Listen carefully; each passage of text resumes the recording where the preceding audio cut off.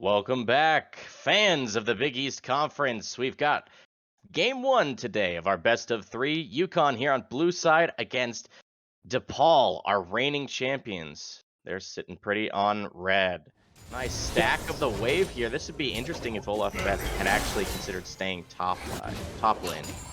This top lane's going about as expected for the early portion. Malphite's going down on some farm. There's not really too much you can do besides, sack the first couple lanes, or the first couple waves until you get those early levels, and then you can start to fight back a little bit, or even wait till Gnar hits that mega stage, so he is also melee with you and not just, throwing boomerangs at you with that pesky little jump. So I do think Malphite will be able to get back into this a little bit, but I expect the lane to kind of look similar to how it is right now, just to CS lead from the side of the right. Oh, but Volibear flashes in. That's going to be enough. First blood. You mentioned that rune choice. That was quite a bit of burst at the end of that fight. There is a nice fat wave sitting here. They might get caught again, though.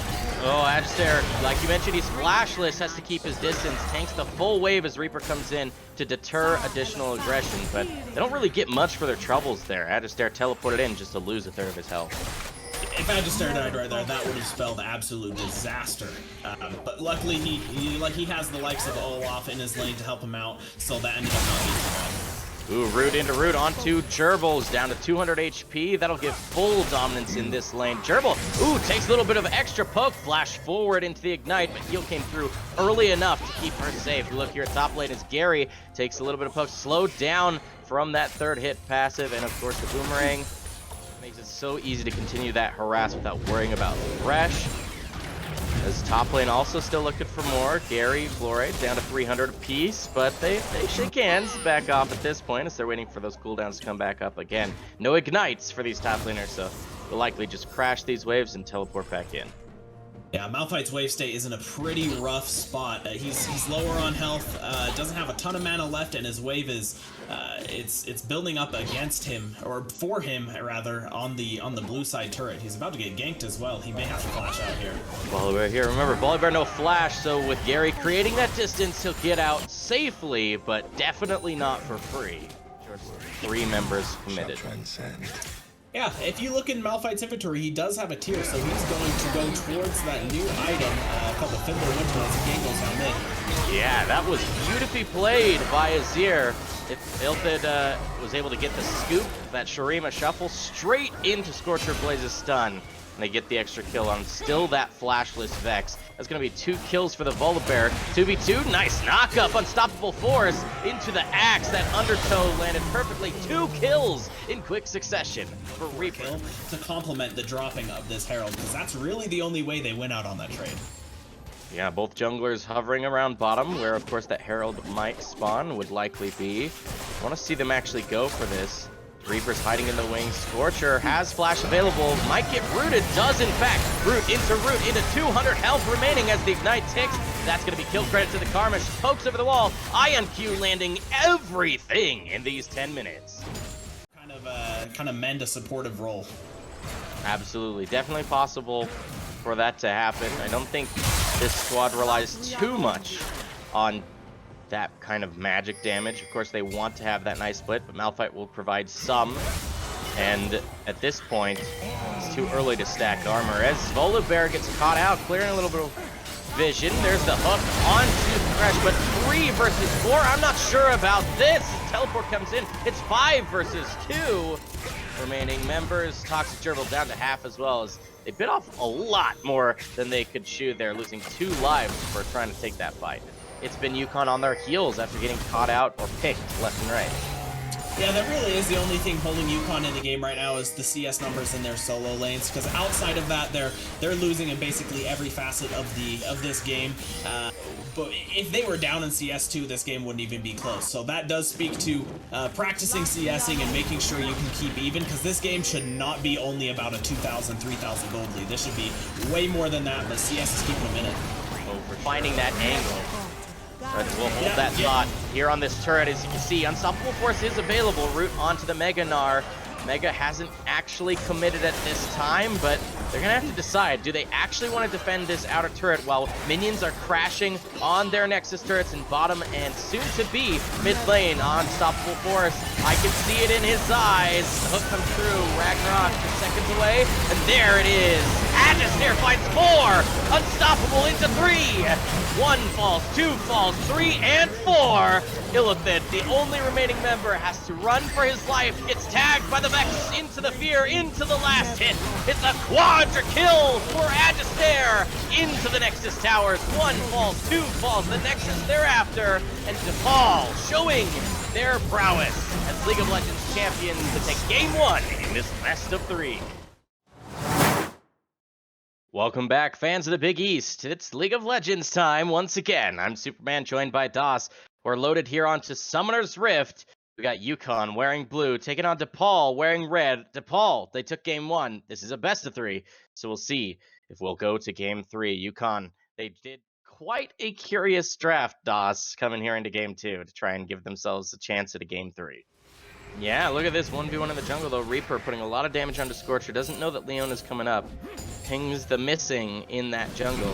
Doesn't want to continue to play that 1v1 in enemy territory. Gary takes, I think, a few more tower hits than he wants. He's going to trade his life in, but he's got the wave pushed in turret.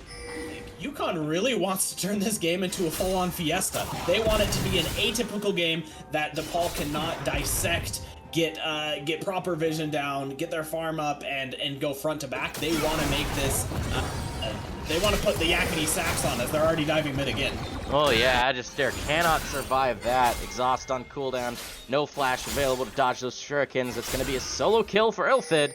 And actually, I think this is pretty good for DePaul to be. Never mind, I tell a lie. IonQ is just gone. Yeah, IonQ is smurfing this early game, as said.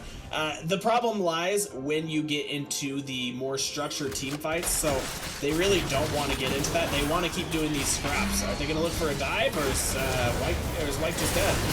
Yeah, White Wazowski has taken every single tower hit, but then they trade that around. It looks like they're going to give over 1 life, maybe 2, maybe 3. Oh my goodness, Reaper here on Udyr, and he's chasing him down. Level 7 versus level 5. Toxic Gerbil running for his life, nowhere to go.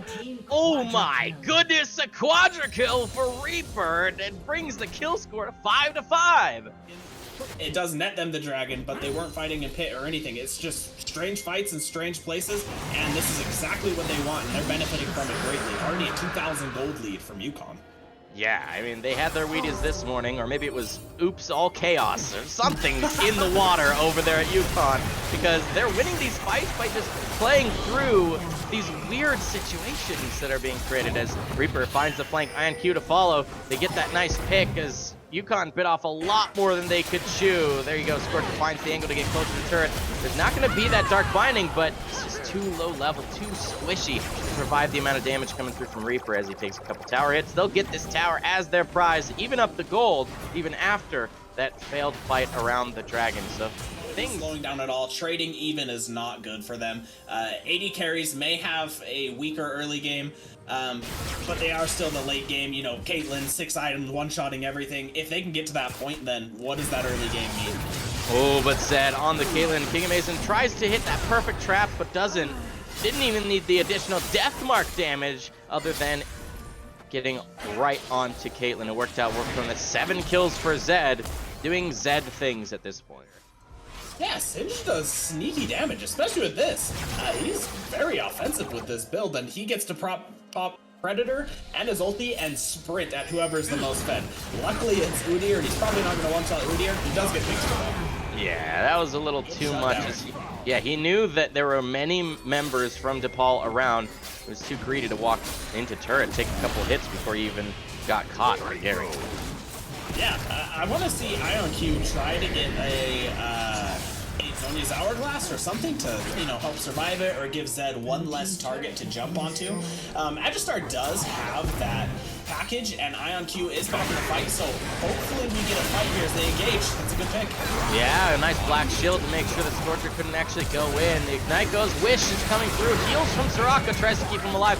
Beautiful black, it's going to split that team fight, even though Agister has to flash out, might die to Ignite. They get everything they want to DePaul. Their communication in this fight has been working out nicely. Deathmark didn't actually cause the execute on Amazing. Using those summoner spells that they saved for this engagement worked out perfectly for DePaul as they found an angle to make it back into this game. Single rocket is just so much damage. It's painful to deal with. That's for sure. It looks like they're just going to push through mid lane here.